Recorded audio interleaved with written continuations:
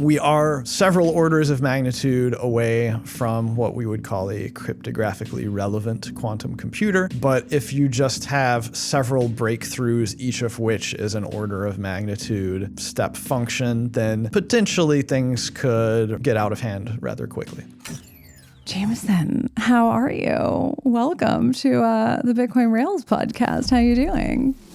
All right, brain has melted a little bit from talking about Bitcoin and quantum computing for nearly 2 days straight. We're marathoning right now. Just for folks listening, we're in San Francisco right now for the Quantum Bitcoin Resistance Summit. What do you think of the event? This is like the first time that we've really had something like this, I think, as a community. What was sort of like your main takeaway from the Quantum Summit? The main takeaway is that the fear of quantum computing attacks is probably bigger than the actual threat of quantum computing attacks, at least at this point in time, and hopefully in the near-term future. Do you think that that's still a relevant reason to address it? I mean, I think there's a lot of folks making the argument that the fear and the FUD around quantum might be reason enough to actually try to address it. Are you in that camp? It really depends on what addressing it means. I think that there are some things that could be done that are less controversial, don't really impact anyone negatively right now. Variations of like Hourglass V1, for example, like stuff that's only targeting really, really old pay-to-pub key coins. Maybe we could do something there. But I don't think we're at the point where we need to be saying, we have to implement some sort of new post-quantum cryptography scheme like right now and get everybody onto it right now. I think a lot of the big problems with all of this are just timing questions. And that's also why people are afraid, is because there's so much uncertainty around timing. How much time do we have to do something? One thing I took away from the timing conversation, I'm curious if you feel this way, is, it seems pretty clear that this is not a tomorrow problem, but that it's possible that when it really does become a problem, if it could happen very quickly, right? Relative to Bitcoin's ability to respond, right? As sort of a decentralized network. What are your thoughts about that? Historically, cryptographic functions do tend to degrade and weaken and eventually get broken over time. And this is, I think, one of the fundamental underlying assumptions about Bitcoin security from a cryptographic standpoint, is that no scheme is really assumed that it will be perfectly secure forever, but there is a reasonable assumption that you will have a really, really long lead time to understanding that a given scheme is going to be broken because, for example, perhaps weaker variations of the scheme are being broken over a many-year period.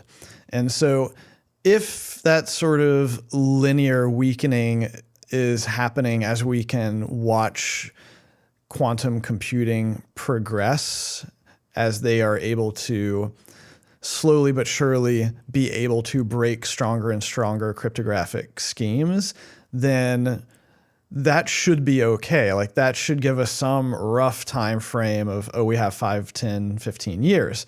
But as you were alluding to, there are certain developments in this space which potentially could result in sort of runaway acceleration of like error correction, computing. For instance. If there's like a major breakthrough in error correction. There could be either hardware or software improvements. And we have seen some algorithmic improvements that were created, orders of magnitude more efficiency in one specific aspect that could then be applied to Shor's algorithm to break elliptic curve cryptography faster. And so we are, as of today, several orders of magnitude away from what we would call a cryptographically relevant quantum computer. But if you just have several breakthroughs, each of which is an order of magnitude type step function, then potentially things could get out of hand rather quickly. So it sounds like your answer to the timing question is just like pay close attention to the space, and I guess be prepared to do something and act if that were to happen, which would, I imagine, involve kind of at least having discussions about how Bitcoin might respond to quantum computing in advance of that kind of. Yes, it would be very nice if part of the discussions that continue from here on focus on a sort of emergency break glass scenario. This is how a lot of organizations operate, right? Whether it's like governments, military, even businesses, with like business continuity planning, disaster recovery planning. You want to have playbooks for edge case scenarios so that if the extreme edge case scenario happens, you're not running around screaming with your hair on fire, but rather you have a well thought out plan that you just open up and you start going through it. The well thought out plans that have been proposed as of yet, including your own and Hunter's, though, are not like, emergency activations. Right. They are long, drawn out processes that will involve, like months, if not years of, implementation. Taj's proposal is a little bit more like the, I guess, the emergency Band-Aid. Yeah, lifeboat. The lifeboat proposal, right? So I'm hoping to have him on the show as well to talk about that. But yeah, I want to, before we kind of get into your recent proposal that you dropped on this, I wanted to get like a little bit of context of how you became interested in quantum. Your background is very security focused. I mean, chief security officer at Casa, you write about security, you've written about all sorts of different physical security challenges related to Bitcoin, wrench attacks. I think I just learned, I didn't know this, that you were a victim of physical security threat of your own. Is that when you got really deep into the security conversation, or were you already very focused on that beforehand? I fell into the security side sort of by luck, in the sense that my first job in Bitcoin was at BitGo, which is a custody provider. At the time, self-custody, and now they have many different types of custody.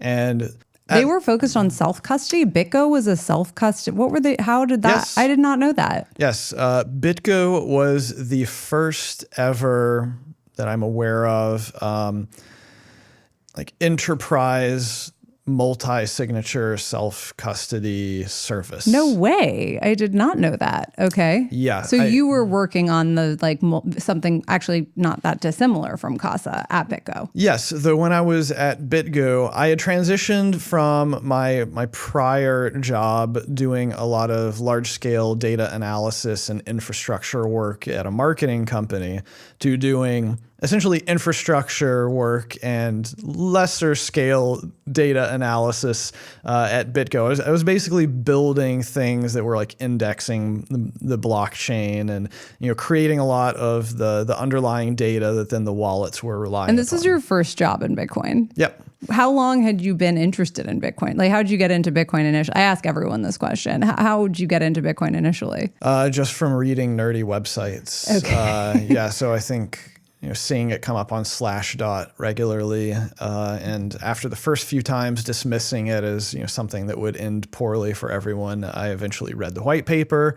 And so with my computer science background and my sort of libertarian leanings, I sort of thought about money for the first time at a fundamental level, which very few people ever do.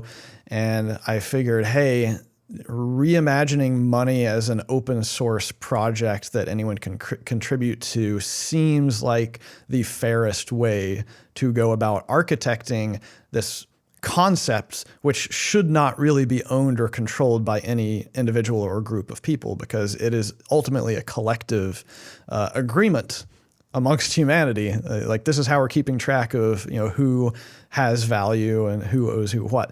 So that just got me interested from a nerdy standpoint, and I was just paying attention to it for a few years. Then in 2014, I went a little bit deeper, and I first started applying some of my skills to Bitcoin. And specifically what I did was I took some of the technology stack that I used in my day-to-day job of doing large-scale like cluster and server monitoring and statistics collection, and I basically shoved that into a fork of Bitcoin Core. So I created a Bitcoin node that was doing instrumentation and statistics collection and emitting that. And the main reason there was I figured, hey, Bitcoin is all about transparency and openness, and yet I'm running this Bitcoin node and I don't actually know what it's doing. So this was me just being a nerd, wanting to get in under the hood and expose the internals of what a node was doing. And it was also a cool project because this, over the years, was then referenced by a number of Bitcoin developers to make arguments about certain things about how the node should operate and like what should Bitcoin be doing. And that started to give me some credibility in the space. And it was about a year after that I basically realized I was spending so much time thinking about and doing stuff in Bitcoin, I might as well just get paid to do it full time. And that's when I started applying for jobs. When did your blog come to be? Was it around that time? Yes. I started blogging about Bitcoin stuff, I want to say in 2014. I did a few posts for some random Bitcoin news blog. This was like pre-CoinDesk days, I think. And was just doing that for fun. But then once I started building the project, I started writing articles about that and just sort of chronicling my experience.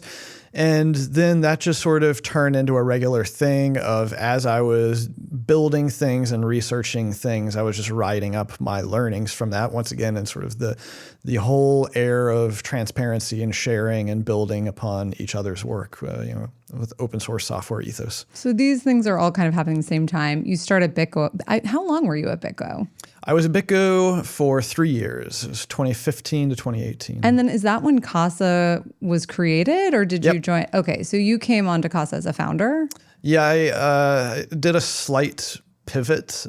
Basically, the original CEO of Casa just sort of cold called me out of nowhere. And like we had some mutual connections through Duke University, and he just came and sat down with me and told me about his idea. And it was very similar to BitGo from a architectural standpoint, but with a very different focus on bringing a lot of the security best practices along with better user design and tailoring it to the individual. To consumers. Yeah. Yeah, that makes sense. So this was, I mean, if Grok told me correctly, this was like pretty quickly after the swatting attack situation. Yeah, I got swatted, I think, October 2017. And then first started talking about doing Casa, I think it was in December or January. So it was like just a couple months after that. And then I think it was either February or March that we officially transitioned from BitGo to Casa. Do you have any idea what motivated this swatting attack or how this happened? I mean, like, do you know who did this? Do you know? I do now. You do now. I mean, would you mind sharing a little bit of that experience? I had no idea that this was a thing in your life. And I mean, I had known obviously that you've written extensively about wrench attacks and sort of the increasing prevalence of wrench attacks sort of in the context of greater security. Yeah, I'm curious to hear about that experience. So it happened in the height of the drama of the block size wars. Oh, wow. Yeah. So, there was a lot of... You think that was the motivation? Well, so it happened right in the sort of peak of all of the fork contention and stuff going on.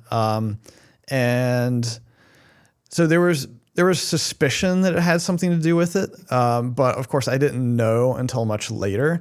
And so the answer is yes, it kind of did. Basically, the person who swatted me and extorted me, he did not actually know anything about me. He didn't know who I was. He wasn't involved in all of the scaling debate drama. But he had some friends who were paying attention to that stuff. And I don't know specifically what it was, but the way that it was described to me is that something I said pissed them off, and they reached out to him because he was known as the guy who swatted people. Like, he had the skill set. He had done it many times before. In the Bitcoin community specifically, like Bitcoiners knew that this was like the swatting guy. No. I don't think that any of these people were known as Bitcoiners. These were all a group of juveniles that were engaged in a variety of different cyber crimes. And, generally when you're involved in the cybercrime community, then cryptocurrency is just a part of that. But they were cyber criminals who cared enough about the block size wars to actually launch this kind of... Yeah, and I never really got any further details than exactly... They were just somewhat paying attention to the scaling debate stuff. Who knows specifically what they cared about, but the point was I had risen to a level of prominence because a lot of the arguing that I had been doing as a part of the scaling debate, and my following on Twitter had 10x'd over the past couple of years. And so I went from being a relatively unknown nerd to someone who had hundreds of thousands of people paying attention to them. And in 2017, you already were in that position. Yes. Okay. Yes. And so basically my public exposure way overshot my level of operational security. Yeah. But it's just wild to me. The wrench attacks kind of, it's very obvious and clear why that is increasing in prevalence and why it will probably continue as the price of Bitcoin goes up. That's a clear economically motivated attack generally.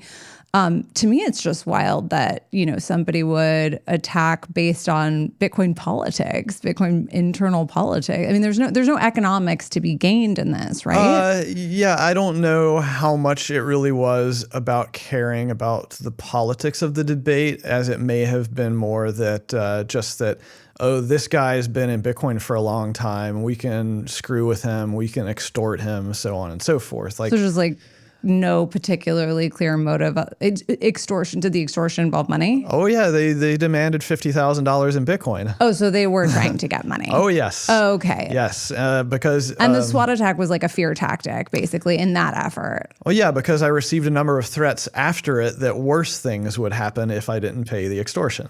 Oh, okay. So it was economically motivated. It wasn't just we're going to SWAT you just to make your life miserable. There was a clear financial incentive. Yeah, I think it was maybe some of both. Whoa, that is wild. Wait, so then so you were already in security on this sort of cybersecurity, self-custody kind of zone. How did that affect the way you think about Bitcoin going forward? I mean, was it just OPSEC just became substantially more important to you? And I think you started writing more about OPSEC as a result as well. Well, yeah, I mean, that's when I really went more hardcore on the privacy side. Yeah. I had decent practices just in sort of day-to-day online privacy, and that was mainly a result of me being on the opposite side of it for the past 10 years. Because like I said, was doing large-scale data analysis for an online marketing company, and so I was the guy who was writing analysis jobs that were running across these multi-hundred server clusters of petabytes and petabytes of raw analytics data that we were collecting. Just the opposite of privacy. Oh yeah. Well, so that basically led me to understand just how bad corporate surveillance is on the internet as you're going about your day-to-day life, clicking on websites, clicking on emails, all of the data that is actually getting aggregated and correlated together. And it's being very poorly secured. I mean, that's something I've become very clear on is every time you put your information, I don't like to even trusted sources my information because who knows how they're protecting it, basically. Yeah. And so, we had security incidents at that company. At the time, technically, towards the end there, of course, Bitcoin did exist, but almost nobody was hacking into places to take Bitcoin. They were hacking into large data warehouses, generally to get PII to do identity theft, because any sort of analytics or marketing or business database is likely to have sensitive personal information, and often enough of it that can be used to then impersonate someone and steal their identity and maybe take out credit cards and loans and basically wreck their financial lives to your own benefit. And even if you weren't the one who was doing that, then you can often resell that data to the people who will do that. And there are some, I think we often think about, like the kind of bigger corporate companies that maybe don't hold the same ethics and values as Bitcoiners, but there's a bunch of Bitcoin companies that have been targeted and data has been leaked about customers and clients as well, which is a little frightening. Yeah, that's why I say KYC is the real crime. That's putting a lot more people at risk than I think it is like preventing crime. Right. Like, I guess people think like, oh, people don't KYC because they don't want to pay taxes or something. But the reality is like, I just don't want to give my social security number to some company, like I just don't want to have to. I think people don't think about that very often, or at least a good portion of Bitcoin users don't think we're about just it. used to filling out whatever form is presented to us. Almost nobody ever questions it. And this is one of the interesting aspects of going into an extreme privacy stance, is that the hardest thing I've found about it is the lifestyle change to just lie by default and realize that it is often completely fine to lie. Unless you're engaging in some sort of legal contract where you're misrepresenting yourself and doing it to deceive someone and defraud someone, then it's often completely legal to like lie about your identity to various services.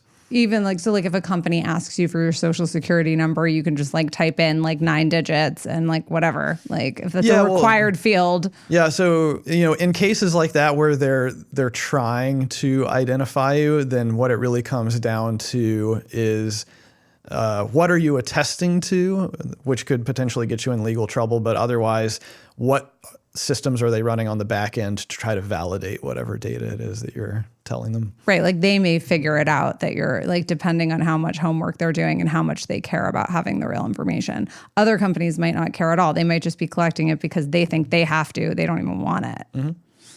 Okay, so OPSEC privacy becomes like a much bigger focus of your universe. When did you start writing about wrench attacks specifically? Probably 2018 or 2019. I after the swatting, I spent the next year doing a ton of research to plan how I was going to harden myself, and I really didn't talk about any of this stuff until after I had like sold all of my publicly registered property, moved, disassociated my name from any residential addresses, built up various legal entities to act as proxies for ownership of things. How difficult was that to do? Because your name is doxed, right? Or yeah, so that requires like a whole nother level of like protecting your physical address, basically, is the most important thing to do. It's not easy. It's onerous, and depending on what level you want to take it to, it's not cheap. You can get a lot done if you're willing to spend maybe $1,000 a year. But if you want to get to the level that I did, where your actual home address, is like unfindable. The address that is associated like with your driver's license and other legal documents, if you want to get to that level, you have to actually be willing to rent or somehow obtain, technical legal residence and ownership at some other address. You need to have 2 addresses, basically. Yes. So, that's not cheap. You can find, cheap hole in the wall, shitty places. Yeah. But it's never going to be, you're probably not going to find any place for like under $1,000 a month, even like a hole in the wall place. Right. So that's when you're getting into the $10,000+ a year territory. So basically so you can, create a trust or other like legal identities not associated with your citizen name and buy property with those entities to obfuscate your, kind of legal ownership. But everyone who requires an address of some kind, right, your driver's license, whatever, will need something else from you. That's where the biggest expense comes from. So to tie that all together, like if you want to be able to KYC at places and not be exposing your true residential address, then that's the level that not a fake address, but you need another address. It needs to be a real address that is not where you sleep at night. Yeah. Wow. Yeah, that makes a lot of sense, actually. Interesting. Okay. So security became a major focus. When did you get into quantum? I mean, you're doing all of this work in quantum. Quantum, I would say, is, security adjacent, a little bit different type, but like, how did you get into the quantum conversation? I first talked about it at a conference a year ago. Which conference? That was in Belgium, actually. It was the Future of Bitcoin conference in Antwerp in 2024. Oh. Yeah, I had a clickbaity title, Safeguarding Satoshi's Stash. But of course, it's more than just Satoshi's coins. It's ultimately all of the coins. But you've been focused on the Satoshi's coins, challenge kind of from the beginning. That's been like the focus of your writing. I remember I've had a number of different research pieces that are about Satoshi's coins and trying to understand Satoshi's motivations in the early days. Including like why he made public keys so readily available with his early addresses? Well, it was the P2PK, like pay to public key addresses in those early days were ostensibly just one of several bad design decisions by Satoshi. There were several bad design decisions. Yeah, a lot of people want to sort of deify or glorify Satoshi as some sort of mythological being. Satoshi was obviously human and made mistakes, and at least in some part because Satoshi designed the whole system, as far as we know, by themselves, probably without much peer review. So some things got overlooked. There are bugs in the protocol. Like there is this funny edge case bug around the way that multisig works, for example. This is off by one counting bug. But another thing, for example, in the early days, you could pay someone by IP address. And this was another convenience function. I just learned this as well. I didn't realize. Was this before even P2PK? You could do P to IP? It was at the same time. And really what it was is you would literally open a connection to that person's node and make a request, and it would give you their pay to pub key address. Do these still exist? So there's that was removed very quickly because it's a terrible idea to be able to just directly connect to someone. And there were like all these man-in-the-middle attacks that could have happened and so on and so forth. So you were studying Satoshi's coins on various levels, and that became an entry point into maybe the quantum research more broadly. Yeah, and along with all of this other stuff, Satoshi ostensibly mined a lot of Bitcoin, and I have a number of arguments that they didn't do that to enrich themselves. You can provably show that Satoshi mined slower than they could have. Like they could have accumulated a lot more Bitcoin than they actually did. They actually had a custom mining software that was never released, that was multi-threaded, and it was way more powerful than the official released mining software. And they would actually turn their miner off for 5 minutes every time that they found a new block. And the reason they did that is that they were just trying to keep things fair, and they were running this really powerful machine to help bootstrap the network and ensure that blocks were still coming in on a regular basis. And long story short, I think there's a number of reasons why we should not believe that Satoshi ever had any intent to spend those coins. They were just running this as a bootstrapping operation, and they very likely abandoned all of those keys, and they knew from a privacy perspective it'd be very problematic to ever actually try to cash them in and spend them in any way because Bitcoin has terrible privacy. Yeah. Were you ever interested in like Zcash and Monero? And what are your kind of thoughts on those projects? One of the many reasons I've been canceled over the years. Oh, really? Being interested in non-Bitcoin projects. Oh, so you have your own like maxi trauma around like Zcash and Monero. Yeah. I'm interested in a number of different projects. I'm interested in any project that has the potential to have strong privacy. But I've also become quite disillusioned on their potential for long-term success, mainly because most people don't care about privacy or security until it's too late. Oof. Yeah. We're going to hope that that's not true in this case.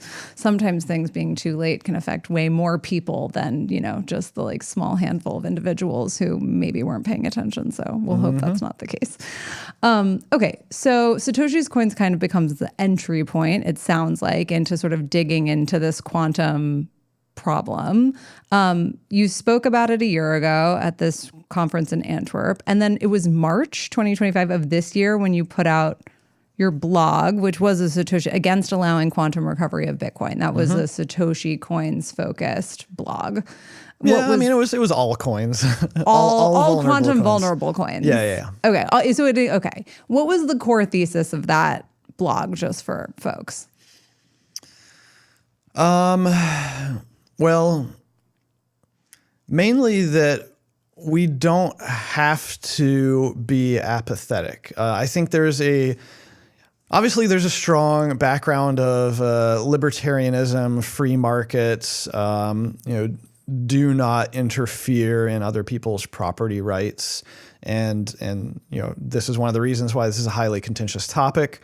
But I think that while a lot of people say, we can be stoic about this problem and just allow the quantum attackers to flow through the system and wreak their havoc, because ultimately 1 Bitcoin equals 1 Bitcoin.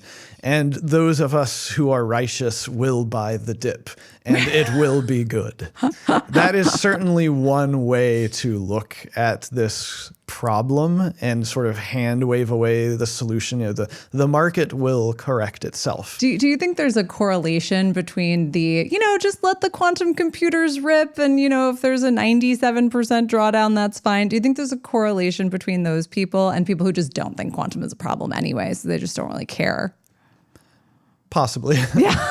Like if they were actually staring down the barrel of a gun and quantum became real, do you think that they would still hold the position of like, I'm fine for the markets to get wiped out in a way that we've never seen before? Some, yes. Like there's going to be a wide variety of opinions here. And, some people will have such strength and conviction in the property rights viewpoint that anyone who has the keys, regardless of how they get the keys, they have the right to use the keys however they want and to access the Bitcoin. We should probably preface, just in case, and I've covered the kind of quantum deeply on the show before with Hunter, of course, but like just for any folks who might be new to this conversation. So the key thing here is that quantum computers can effectively, I don't know if decrypt is the right word. Call it reverse engineer. Reverse engineer private keys from public keys. And all of Satoshi's coins have revealed public keys, like just hanging out on chain, like just ready to be potentially ripped by quantum computers and like completely maul the markets of 10% of all of Bitcoin supply, something like that.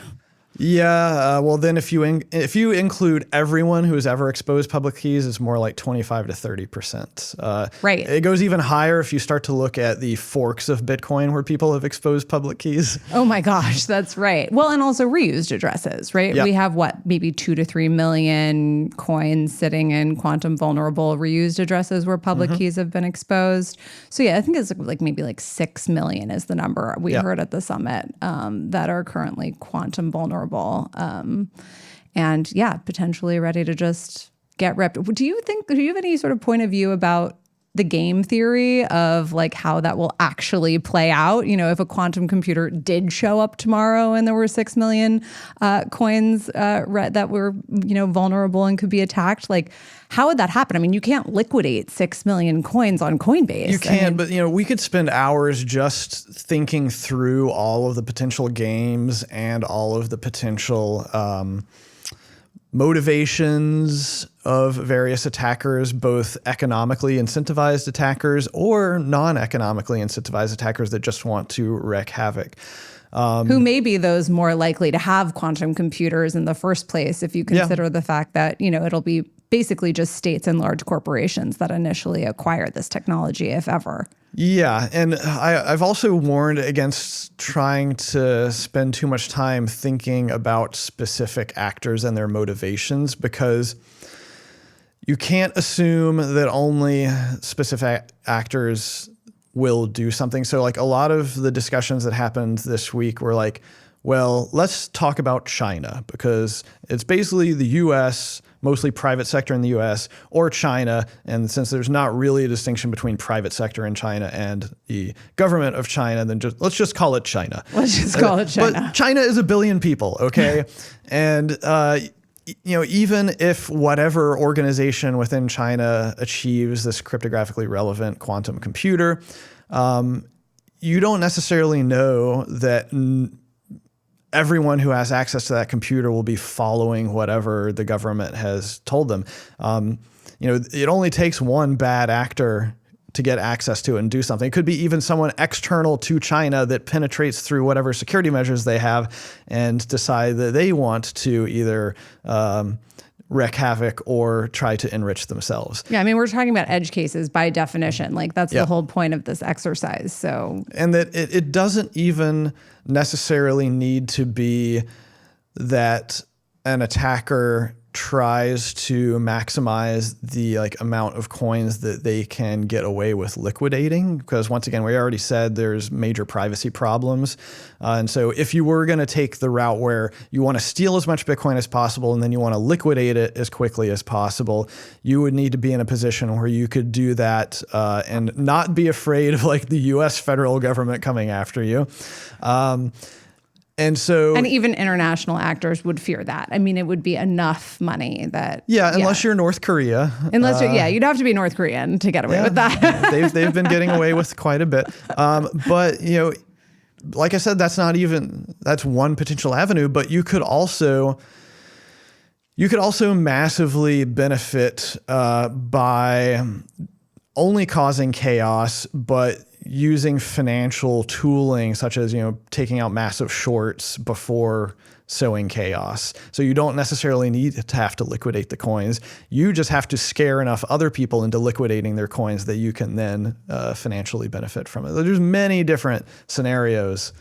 One of my favorite liquidator arguments that Mike Casey brought up to me recently, I think this came up, Hunter recently did a poll and a bunch of people mentioned this, was that, basically quantum thefted Bitcoin will be just blacklisted from exchanges. Bitcoin's not really fungible. We'll know which coins are, have been stolen by quantum computers, and they'll just, not be that tradable. Do you buy that argument? No, and I'll tell you why. It's because I see firsthand what happens with hacks and thefts today. There are various volunteer groups that are just sort of loose-knit consortiums of most of the custodians in the space, or at least most of the good actor custodians in the space, where I'm in Telegram chats, for example, where every few minutes, risk and security professionals from different organizations are posting addresses that need to be blacklisted by everyone else because we have confirmation of hack or theft or social engineering or some sort of malicious activity, and these funds should be considered tainted and seized if at all possible. This is happening every few minutes, 24/7 around the clock. And this is good. This is good actors who are trying to do what they can.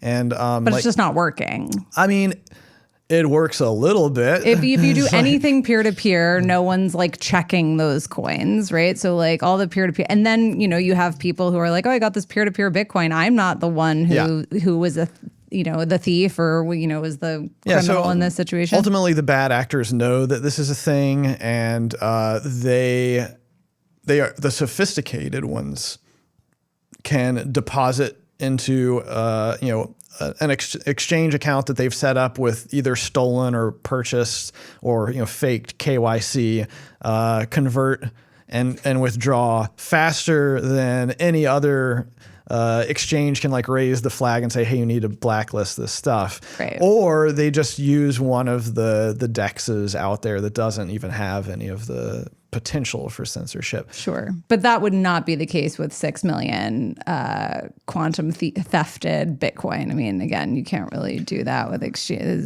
Now we're in a whole new territory. Yeah. Once again, we go down the rabbit hole of exactly how does it happen? You know, if it's only a few Bitcoin at a time, then they can maybe trickle it out for a while. If they take, you know, the Binance cold wallet or the Bitfinex cold wallet, that's obviously going to be tracked a lot more. But to bring this all back around, like I was sitting there watching the Bybit hack happen, and that was over $1 billion worth of Ethereum, if I recall correctly.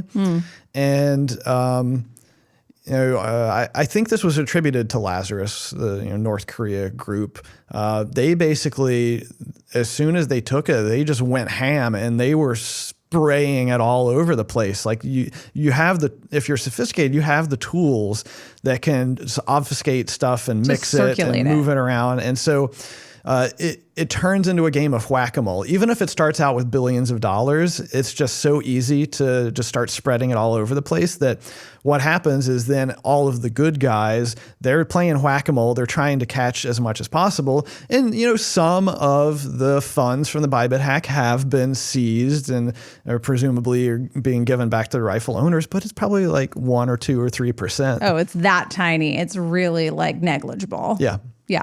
Okay. So this 6 million. So if somebody came and, you know, the cryptographically relevant quantum computer comes and rips, you know, 6 million coins from supply tomorrow, like what's sort of the best case and worst case scenario of like how that plays out? Best case, I guess, is it's the US government just adding to its treasury with no intention to sell. That's the best.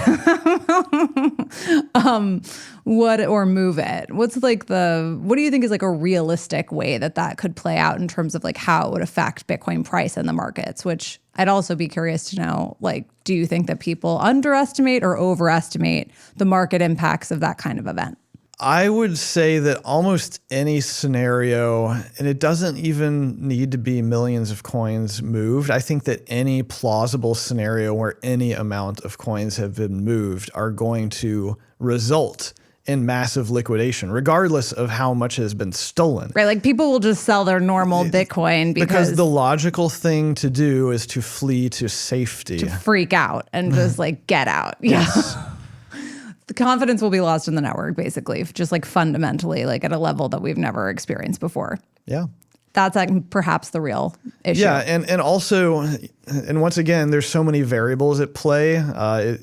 You almost have to spend a few minutes describing all the variables of any given situation before you start talking about it. But you know, if it's a situation where Bitcoin has no post-quantum cryptography even available, then you know the logical thing for any quantum-capable attacker to do is to dump their coins as quickly as possible because they can't even secure their own funds, really. Right. And they don't actually even care if they're selling at a 90% drawdown because 10% of 6 million Bitcoin still is an enormous sum of money. Oh, yeah. And that's one of the fun things of watching the flows of stolen coins is that, yeah, like when you get $1 billion for practically nothing, these attackers will do economically stupid things with them because they don't care. It's free money. They don't care. Yeah, it's a rounding error. Yeah.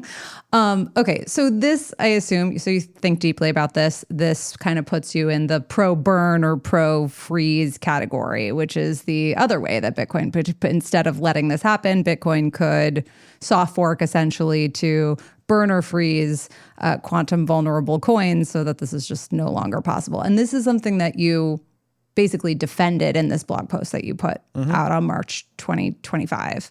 All right, guys, I want to take a quick break to thank you for watching and remind you to click the follow button on my profile if you want more Bitcoin technical deep dives like this. I also want to give a shout out to my partners for making the show possible. My leading partner, Best in Slot, just released the programmability module for BRC20, making the execution of smart contracts possible for the protocol. I know that's been long awaited by the BRC20 community. Alongside this release, Best in Slot put out what is arguably the most sophisticated DEX for trading Bitcoin native assets called Coin Bitcoin Cooker, which I also highly recommend checking out if you want to dive into the BRC20 trading game and get started executing smart contracts on Bitcoin. I'd also like to thank Satreya, building one of the leading implementations of a BitVN-style bridge for Bitcoin. Satreya is building what I think could become the canonical Bitcoin rollup, enabling programmability, scaling. Really anything is possible with a trust minimized bridge, which is the unique value prop of these BitVM-style rollups on Bitcoin. Lastly, I'm thrilled to announce my newest partner, Spark, which is the leading state chains protocol on Bitcoin. State chains builds upon what was made possible by the Lightning Network for payments, but without the liquidity constraints and the UX challenges that often make self-custodial Lightning impractical. Spark is also led by one of the leading payments infrastructure teams on the planet, including founders from PayPal, Facebook. They're incredibly well positioned to turn Bitcoin into a true institutional standard for payment systems around the world, and I couldn't be more excited to support what they're up to. All right, on that note, let's get back to the show.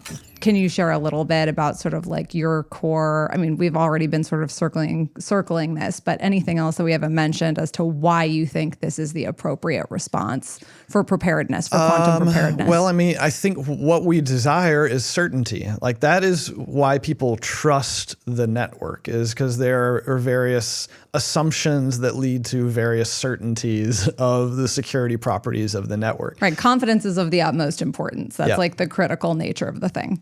Yeah, and so as long as there is this massive amount of wealth that can suddenly come back into circulation, be dumped on the market, that has a massive amount of uncertainty overhanging the entire ecosystem that will then result in people doing things out of fear because they need to hedge their bets. And to your point earlier, it's almost irrelevant whether or not a quantum computer actually comes about and becomes a reality. The fear will drive consumer behavior that ultimately hurts Bitcoin. Yeah, so in a sense, I think it may already be the case. Well, we know that there are certainly people and institutions that are not putting as much money into Bitcoin as they would if the uncertainty of quantum is resolved. Right. Yeah. So there you go. Okay. So you put out this blog post sort of defending this position. And then how did you get involved with QBTC? You sort of announced that you were advising QBTC, which is building a quantum-resistant Bitcoin sidechain, a few months ago. This was pre-Vegas, I guess. How did that relationship come about? I think they read my essay and then they emailed me a few months later. That's really all there was to it. How's it been working with them? Like, how has that been? I mean, were they the ones who said, let's actually, create a formal proposal, soft fork proposal for Bitcoin? Or was that your idea and you kind of brought them into the fold on that? Like, how have you been working with them? No, I mean, they just really liked my arguments and, what I had laid out, and they wanted to formalize it.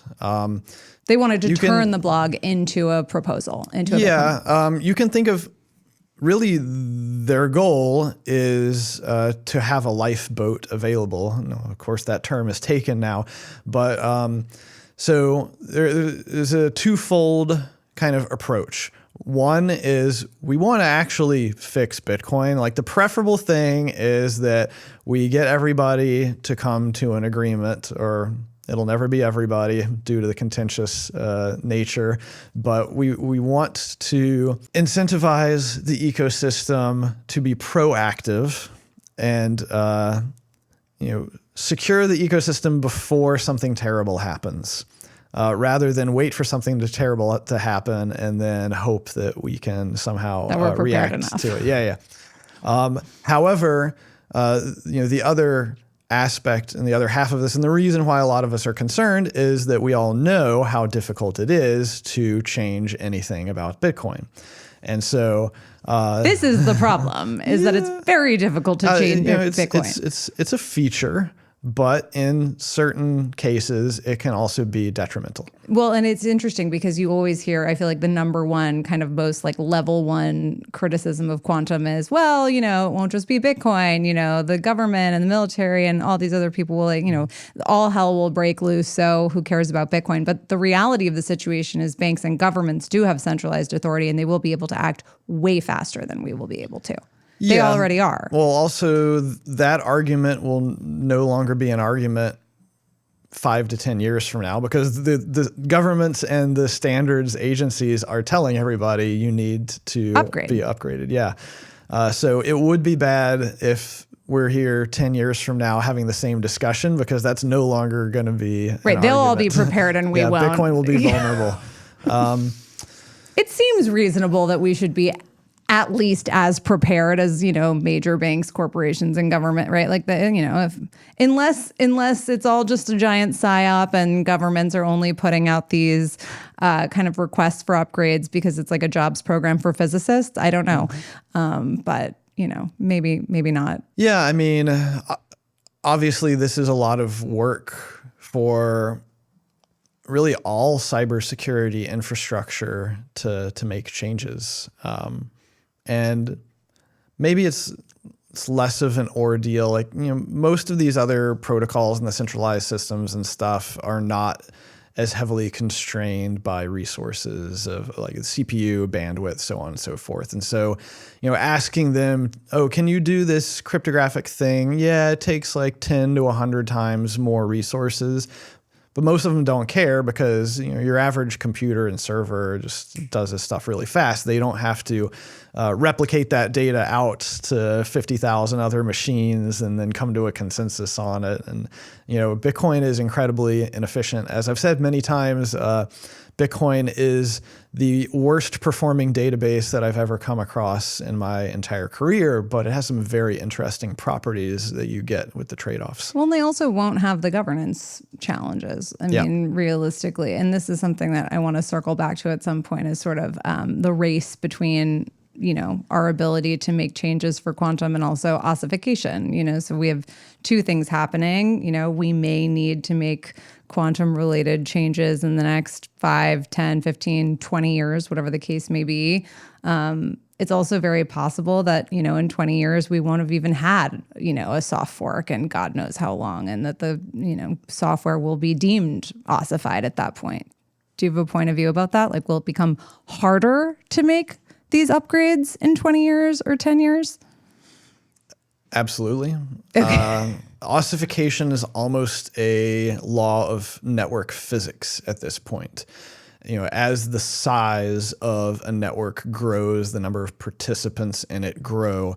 This is ultimately a coordination problem. So the network and its ability to maneuver and react and coordinate gets crushed under its own weight as it grows. And so there's no shortage of historical precedents that we can see from other network protocols, whether it's TCP or SMTP. All of these protocols have become ossified once they've had many, many millions of distinct entities adopt them. It's just no longer feasible to get coordination for those entities to all upgrade simultaneously. And if you can't upgrade simultaneously, at least in a non-backwards compatible way, then you break the network and the network actually becomes worthless because the value of a network is commensurate to the size of the network. And so you don't want to do that. And so what ends up happening is that new problems always arise. That's just kind of another guaranteed thing. And so then the question is, how do you address the problems if you can't actually fix the protocol? And many times you end up with very hacky and often centralized solutions to address problems. And so the protocol, I would argue in a number of ways, these protocols become more brittle and weaker in various ways because the protocols cannot be strengthened and you kind of have to tack stuff onto them and they turn into monstrosities. And so that I've been talking about that for 3 or 4 years, and I had a really lengthy speech 3 or 4 years ago about SMTP, which actually ties in once again to my original job. My first job at that marketing company, it was actually an email marketing company. So I was on the front lines of watching email turn into a monstrosity over about a 10-year period. Because basically, the short version is email was, as a protocol, designed under the assumption that everyone would want to receive messages over SMTP. Like if someone was sending a message, you wanted to optimize to guarantee that that message would get to where it's supposed to go, and you assume that the recipient wants to receive it.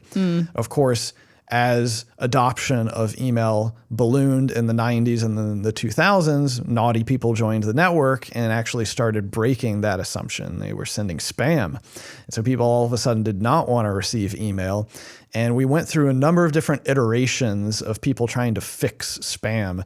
The first few iterations were filtering based, like using Bayesian filters, looking for keywords. And that worked for a little while, but it was a whack-a-mole game. Super problematic, not perfect. Yep. And then we went through iterations that basically were centered around reputation. We created these centralized reputation systems. Some of them were around like domain names and IP addresses and sender scores of feedback that people would send from marking things as spam. And then these reputation systems imposed additional costs. And so this is what I started seeing when I was working in the email industry, is I noticed that we had a lot of engineers, but we started hiring these people that we called deliverability managers. And I found it odd because they weren't engineers. Like they weren't actually looking at any of the technical aspects of what was going wrong with emails that were getting classified as spam and bouncing and having deliverability problems. Because for us, if we got blacklisted as a company, it would affect all of our clients, or at least large swaths of our clients, depending on what IP addresses in our pools they were using. And like we had all these crazy internal things. Like we had multiple pools of IP addresses depending on how we rated our various clients for their spamminess. And so if you were naughty, we put you in what we called the P pool. Like everybody's peeing in this pool. They're doing naughty things. You're all going to have crappy reputations and get a lot of bounces and stuff. But back to the deliverability managers, they were social reputation relationship managers. So they were not technical. Their jobs were to sort of wine and dine and build relationships with the major ISPs and blacklist providers, so that inevitably when one of our clients either did something stupid, like bought a list of email addresses that had really crappy validity, or even sometimes they got hacked and someone sent out malicious email using their account and their reputation, and then they got blacklisted. Our deliverability specialist job was to call up, basically smooth it over. Yeah. We talk first. We fix the problem by finding the root cause and making sure it doesn't happen again. And then the deliverability person calls up the blacklist and the ISPs and says, "Look, this is what happened. We have resolved the problem. This will not happen again. Of course. Please take us off of the naughty list." Wow. Wait, so this is what you mean by, at some point, ossification creates a situation where centralized solutions sort of become inevitable. Yeah. And so, all of these things are costly. And so it gets to the point now where you cannot be a sovereign email user anymore. Like technically you can download email server software and you can run your own email infrastructure, but it's almost inevitable within some amount of time, you're going to get blacklisted by these various ISPs or centralized blacklist services for whatever reason. And if you don't have your own team and infrastructure of like deliverability specialists that can deal with this stuff. It is a full-time job, and that prices out the individual from being an individual sovereign user of email. So this all comes back around full circle where we talk about how does this apply to Bitcoin. It is entirely feasible to foresee a future in which it is not possible to be a sovereign Bitcoin user. Well, and there's a number of reasons why that might be the case. I mean, yes. I think scaling is like another really solid example where this comes up a lot. So I had Janice on a couple weeks ago, and he was, we were sort of batting around this question: is ossification as the sort of looming status of Bitcoin a reason to try to push soft forks faster than you might otherwise want to, because, it may be difficult to do something, and some soft forks may be the difference between kind of Bitcoin being able to be used in a self-sovereign way or not, or being able to be used in a quantum resistant way or not. What are your thoughts on that? Yeah, I mean, we're hamstringing the development of the ecosystem and the scaling of the ecosystem by not adding more functionality at the base layer. Like, there's some tropes that have been going around of like, we don't need to scale layer 1 anymore. We don't need to change layer 1 anymore because you can do everything on layer 2s. But we haven't empowered our developers with the toolkits to make it easy for them to build permissionless layer 2s. That's why there's most no of the layer, yeah. most of the layer 2s we have right now are glorified multi-sigs. Exactly. They're custodial ultimately, right? I mean, this defeats the whole purpose, arguably. Yeah, I mean, you could argue that like Lightning Network is one of the only pure sovereign. But it's mostly layer used 2s. in a custodial way itself. I mean, that's the reality, is that Lightning isn't very scalable. It's not that practical for sovereign users. It has scalability attributes, but Lightning on its own, without even further base layer protocol improvements, can only scale so much. Right. Like even the original Lightning Network white paper said, this current design requires like 100-something megabyte blocks in order to be able to serve the entire world if they're opening and closing like 2 channels per year, for example. Is there any, and this is a little bit off topic, but I'm going to ask anyway, is there any particular kind of scaling or layer 2 architecture that you're particularly excited about right now?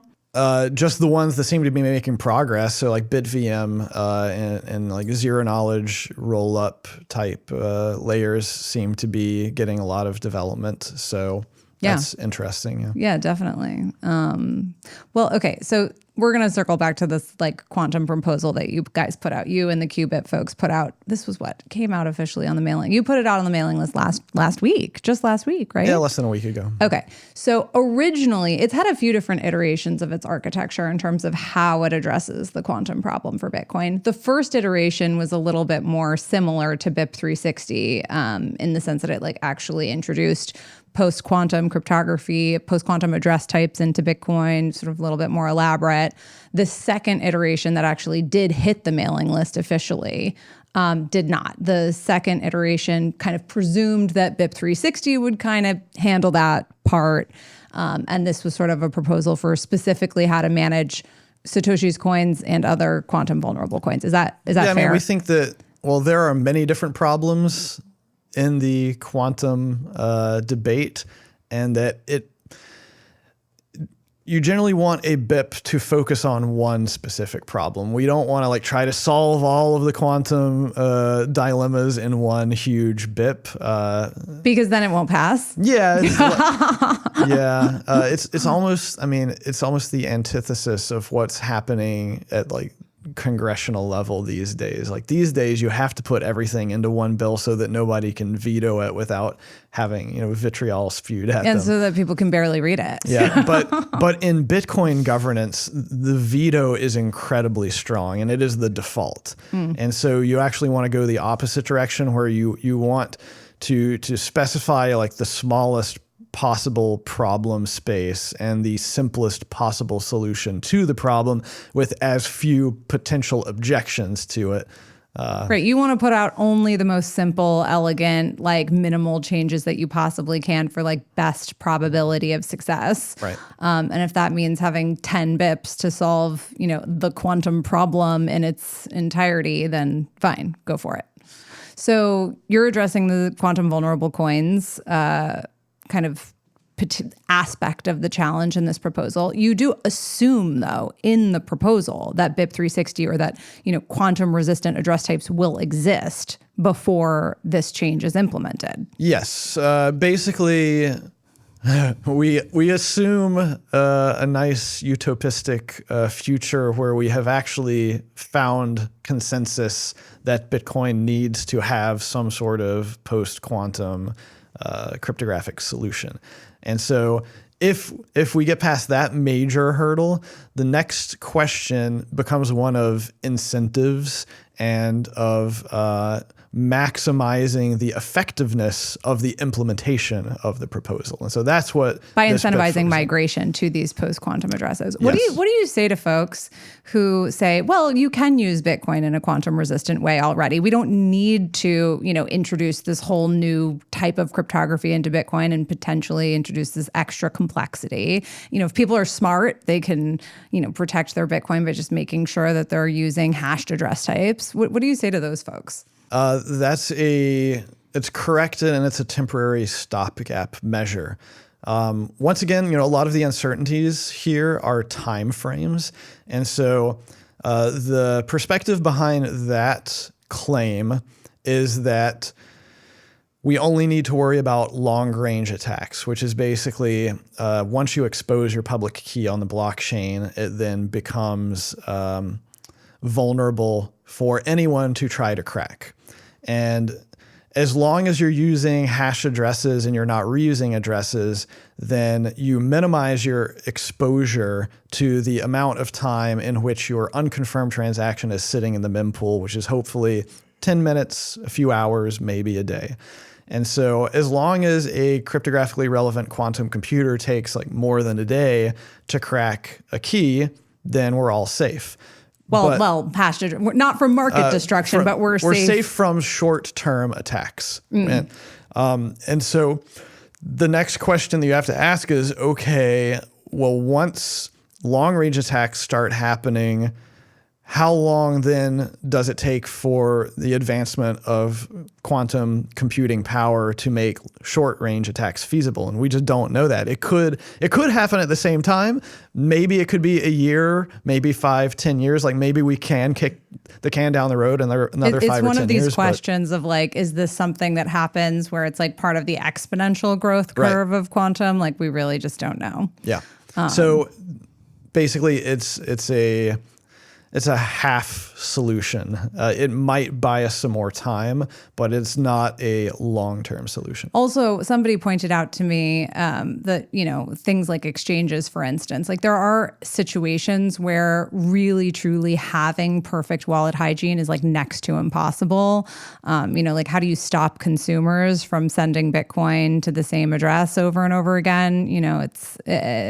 These are things that are just like practically impossible. The only way to solve them is to have post-quantum address types. We had some interesting technical speculation yesterday where I posed the question, could we at a protocol and consensus level effectively stop address reuse? Well, your proposal kind of somewhat tries to address this, right? I mean, so let's go through the 3 phases of your proposal. Yeah. Okay, so phase 1, it's a 3-phase proposal. It has basically 3 core suggestions, recommendations for core upgrades. The first is... Well, so phase 0 is that we have implemented and activated some sort of quantum solution. BIP 360 or some other, attempt at post-quantum crypto addresses, basically. Yeah, so... phase 1 is that 3 years after the activation of the post-quantum stuff, we no longer allow for people to send money to quantum vulnerable locking scripts. And the reason for that is mostly a signal to get the attention of people who just weren't paying attention, because there is no way to like email or message everyone who is using Yeah, Bitcoin. like how do you actually like get the bat signal out to every Bitcoiner on the planet? There's no way to do it. Yeah. There was a time back in the day where Bitcoin nodes had this concept of an alert key and alert messages and stuff, but that was actually removed because it was a security vulnerability. And also as a practical matter, most people don't run nodes. Most people don't run nodes. Yeah. So I figured, how do you get people's attention? Well, if they're making transactions and then all of a sudden their transactions are getting rejected, then that's going to make them ask, why is this happening? And then they should figure that out. Right. So the phase one of you can't spend to, quantum vulnerable address type sort of like is the beginning of just like giving people the alert, like, hey, this migration is happening, get your acts together. Yeah. So presumably during that 3-year period, a lot of people would know about it and be migrating already. Right. Makes sense. Because obviously we're all going to be getting the word out that this migration is occurring. And at least sort of like the economic nodes, which would make up the majority of the sort of market destructible value, they'll get their acts together pretty quickly, I would imagine, in this scenario. So that's helpful in terms of like just market sentiment. Yeah. And, it takes years for changes to matriculate from the protocol level to the application level and then to all, user and business adoption. So that's why these are all multi-year timeframes, because people have to write software and adopt software and test it. Right. This is not a problem that gets solved in a day. We need to, this is a multi-year process. Okay. Yeah. So then the phase after that is 2 years after we start rejecting transactions to vulnerable locking scripts, is that we start rejecting all transactions that spend from quantum vulnerable locking scripts. So any quantum vulnerable coins effectively are burned or frozen. Yep. Yeah. Any coin, at a technical level, it's basically any coin that uses a signature checking operation that's using elliptic curve cryptography. Is no longer allowed to be spent in that normal fashion. And but there's a solve for everyone who's kind of like freaking out about that possibility of like, oh my gosh, folks are going to lose their Bitcoin, your property rights are going to be infringed upon, et cetera, et cetera. What's the solve that you sort of propose in phase 3? Right. So this is where more research is required, but there seem to be multiple potential solutions for this. And hopefully we have enough time that we can get all of this research together and have it so that the sort of a recovery mode operation is activated at the same time that we freeze the normal vulnerable spending path. I believe that if at the same time we freeze that normal spending, we should be able to also soft fork in an alternative spending condition that is quantum safe. And that would basically say, okay, we don't allow you to spend the funds, because if you think about it, a soft fork means tightening the rules. It means adding constraints. And so we could say your normal, signature that you're presenting to the world that would allow the funds to be spent, it on its own is now rejected. However, if you present that normal signature and some additional proof that we deem to be quantum safe, and it is sufficient proof that you're not just a quantum attacker that reverse engineered a key, but you're actually a wallet owner that owns a deterministic wallet that includes this private key. Now we have sufficient cryptographic evidence that you are the true original owner and not a quantum attacker. And that proof would be? Well, that is the big question. As far as we can tell, it should be possible to do this via zero knowledge, but the implementation... Zero knowledge of what? Zero knowledge to prove... So, yeah, it would be multiple things. You would essentially want to prove via zero knowledge that you have the seed phrase, or...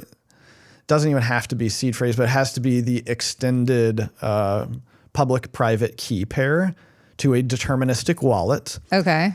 And then Can you explain that for a second? I definitely am like, so you need a seed. And I think, did Vitalik originally propose, I think that he's proposed this as a way to manage this for Ethereum, right? Is that like basically they'll use ZK proofs such that in order to spend Ethereum, you won't just have to provide a private key, which quantum computers may be able to rip from public keys in the future. You'll also have to provide a seed phrase, which quantum computers wouldn't be able to have access to, which would like prove that you are the real owner.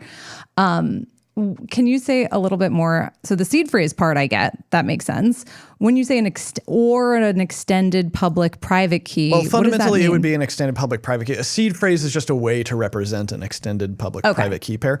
There are deterministic wallets like Bitcoin Core that have that, but don't have seed phrases. Okay. How is that different though? Like so extended public-private keys are quantum resistant, but regular public-private key cryptography isn't? They're not quantum resistant. However, you generally don't share them. Well, you don't put them on the blockchain, so they're not subject to long range attack. Like this is a bit of secret data that like you're supposed to keep secret to yourself. Normally, like it's only on your Trezor. Do most people have this available, this information, or can you access this information if you have your seed phrase? Like, can you go backwards to that information if you hold your seed phrase? So if you have a self-custody wallet created after 2013, 2014, then it is most likely a hierarchical deterministic wallet where all of the keys are derived from that root extended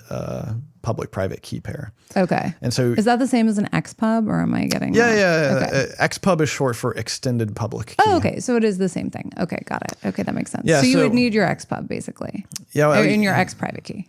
Yeah, you would need to provide the extended public-private key pair and then the derivation path to the actual private key for whatever it is that you're spending the funds. This makes sense. Okay, so this makes sense now. So the idea basically is like those are typically kept private. Like you don't necessarily, when public keys are revealed on the blockchain, it's typically in the context of like these like derived keys from XPub, not the XPubs themselves. Yes. Okay. There's and a quantum computer would not be able to get an XPub. You can't like go backwards that way. There's ways that you could try to you would have to hack into some other services that have XPubs that they're like storing on behalf of people or something. But from the blockchain itself or from running a node, no. Like the blockchain has no knowledge of the ways that like wallets configure and derive addresses. The blockchain only gets like single public keys and then single signatures that are corresponding to those public keys. Okay, so that makes sense. Okay, so you could use zero knowledge proofs. You could basically provide your XPub X private key, which quantum computers theoretically wouldn't have access to, in the form of a zero knowledge proof, and prove that the existence of that information to Bitcoin. This, though, would require likely a new opcode, and specifically a ZK verification opcode. Yeah. Yeah. Which is that is a whole ball of wax. Yeah. This is a difficult thing to do. I mean, this is a politically contentious thing to do. This is a technically difficult thing to do in some ways. What are your thoughts about the viability of introducing specifically a ZK verify opcode on Bitcoin? And how do you think that we should handle that in this context for like max probability of passing this soft fork? This is why we need to have a lot more discussions. I think that having a recovery option makes the whole thing a lot more palatable. The goal should be for no one to use the recovery option because they've been given so much time and incentive to migrate their funds easily beforehand. Right. This is a backup plan. Yeah. I think it doesn't need to be practical or even easy, and there should be a lot of friction. Like you probably need to go get some other piece of software to generate that zero knowledge proof and tack it on to your transaction. What do you think will be more politically difficult, introducing new lattice-based cryptography, post-quantum cryptography into Bitcoin, or introducing an OPSEC verification opcode? And which introduces maybe more attack vectors or other, kind of unknown problems potentially? I mean, I would think post-quantum cryptography is probably more contentious because of the novelty. We have a number of systems that have deployed zero-knowledge functionality, so I think people are getting more comfortable with it. You do? Off the top of my head, I'm not aware of any zero-knowledge systems in the past decade, at least in the blockchain and cryptocurrencies space, that have suffered from catastrophic failure at the cryptographic level. So that's sort of a distinction, is that the post-quantum cryptography is just by definition more theoretical and could break. It's not battle tested, PQC, kind of by definition. Right. But, ZK verification, the challenges Bitcoiners have with ZK verifiers are more, I don't want to say political, but have more to do with what they think Bitcoin should and shouldn't be used for, maybe. How do you feel about using ZK proofs for scaling on Bitcoin in general? Would you theoretically want a ZK verifier on Bitcoin outside of the context of quantum, or do you think that that's introducing something way out there that, is too complex and could screw things up? I mean, the general problem that I see with the zero knowledge stuff is that it's very hard to have a generic zero knowledge proof, right? You need a specific They need to be kind. very specifically tailored. And so this is very specifically tailored and hopefully would not even be used very much. Yeah, so that's good. That's a feature. And also you're not relying only on the zero knowledge proof. You still have the traditional spend proof. Right. Yeah, that makes sense. Yeah, so this would be like potentially a really politically palatable kind of ZK verifier. It wouldn't probably be that practical for something like scaling anyway. Probably not. Okay. So how's the response been to this proposal since you put this on the mailing list last week? Surprisingly less angry and contentious than I expected. I mean, I did get some of the expected pushback because there are, inviolable properties that are being violated. The pushback as I was mostly predicted. about the anti-confiscation pushback? Yeah. I mean, it was entirely predictable and things that I had already said were going to happen, back in You March. were prepared for those criticisms. Yeah, I don't think there's really been too much. I can't think of any novel counter arguments that have come up in the past week. I feel like I already kind of laid out all the problems and said, I recognize the problems, and I think the game theory is such that there will be generally overwhelming consensus that it's the least shitty option of all of the turd sandwiches that are presented on a platter to us here. Yeah, all the bad, everything sort of has trade-offs, I guess, maybe is the assumption here, right? Nothing is perfect. What do you think are the biggest trade-offs with the currently proposed quantum resistance softworks or solutions that are kind of out there right now?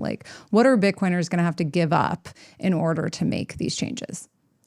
One of the biggest ones is just going to be reigniting the block size debate. All of the post-quantum cryptography sucks for a resource-constrained system like Bitcoin. Because they're just really big signatures. Large signatures, large keys.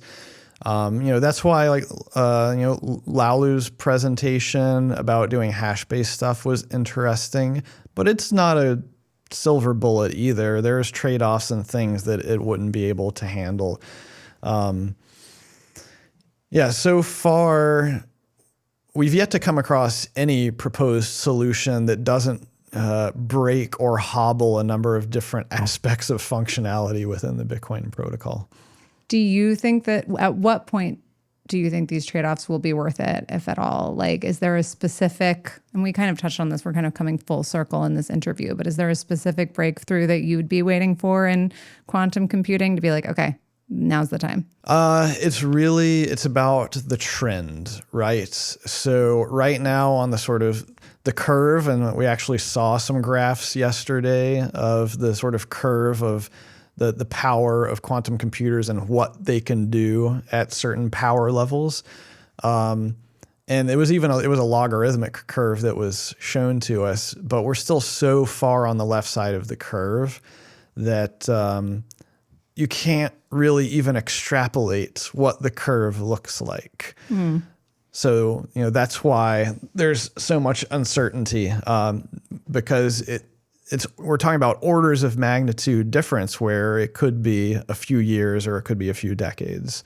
Do you think that the sort of general cultural consciousness, specifically amongst Bitcoin developers, is changing though, even though it sounds like this is sort of the majority opinion, is like, this is not an urgent problem, but maybe we should start to think about it and kind of, again, have this contingency plan if it is needed ever.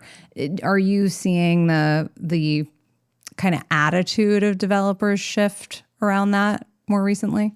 Somewhat. I mean, it still seems like probably the majority of developers don't even want to spend any time talking about it. And you can't force anybody to spend their time in a way. There were some interesting folks who showed up to this summit, but I think some of them just wanted to like come hang with the other devs at Presidio Bitcoin. I think it was a social event for them more than like a genuine interest in quantum, but I could be wrong about that. Sure. I mean, and I think there's also at least some developers who look at this problem and they see how even a bunch of the solutions break so much functionality and things that interest them in Bitcoin in the first place, that they figure that even if we fix Bitcoin, they're not going to be interested in working on it anymore. Right. Developers are actually the people who will be arguably experiencing the biggest trade-offs here. Because things like Taproot, for instance, may be affected, or and multi-sigs. And all of the layer 2 protocols are likely going to be affected. I don't think we've even fully wrapped our heads around all of the ripple effects and ramifications. But once again, also because we haven't really honed in on a solution that we like the most, and we're still in the early days where I think we desire more and more proposed solutions so that hopefully we can converge on a solution that doesn't break too much of the existing functionality, or it doesn't limit future innovation and extension of functionality. Any last thoughts or words or messages that you want to share, either with the developer community specifically or just general users of Bitcoin on this topic? I mean, part of the reason why I decided to jump into this issue is because of how controversial I thought it would be. That's part of the fun of Bitcoin, is the lack of governance and trying to find consensus. And this is just, it's an unprecedented problem for a variety of reasons, and because it's a conflagration of many different problems that are intertwined. And so from that perspective, it's a very daunting problem to even try to find a solution for. But I mean, I'm an engineer, so I like trying to find solutions to very difficult problems, especially in Bitcoin, where it's not always just technical, it's also sociological, philosophical. Once again, the conflagration, like melding of many different vectors of schools of thinking. I think that's the mission of this show, is to kind of highlight exactly that, sort of where culture and politics and sort of I guess sociology of Bitcoin, if you will, kind of merge with the tech. So yeah, I couldn't agree more. This was super fun. I think we did a really good job of that in this interview. So thank you. Thank you so much for coming. And yeah, excited to see more of your writing, hopefully, on this, and see how the proposal evolves over time, as I'm sure it will. Well, it's a saying that I've actually been saying several times over the past few days is, we live in exciting times, but you know, that's not always a good thing. For better or for worse. Yeah. Right. We'll see how it goes. Thank you. Thank you for coming. My pleasure.